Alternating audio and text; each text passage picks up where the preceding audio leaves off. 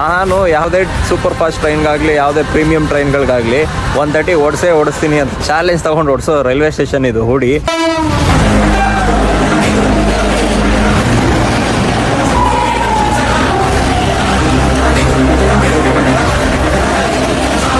ಜಸಿದ್ super fast weekly super fast train ಆದರೆ just ನಾವು capture ಮಾಡಿದ್ದೆ. ಒಂದು ಸ್ಪೀಡಲ್ಲಿ ಆ ರೈಲ್ ಫ್ಯಾನ್ನ ನೋಟಿಸ್ ಮಾಡಿ ಅಕ್ನಾಲೇಜ್ಮೆಂಟ್ ಕೊಡೋದಿದೆಯಲ್ಲ, ದಟ್ ಈಸ್ ಜಸ್ಟ್ ಆಸಮ್.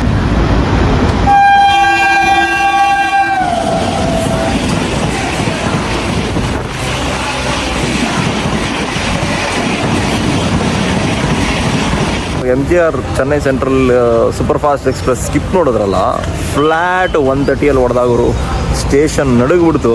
ಬೆಳಗ್ಗೆ ಹೊತ್ತು ಸ್ಪಾರ್ಕ್ ಕಾಣಿಸ್ತಾ ಇತ್ತು. ಆ ಥರ ಸ್ಯಾಂಪೇಜ್ ಸ್ಕಿಪ್ ಆದರೆ ಹೊಡೆದ.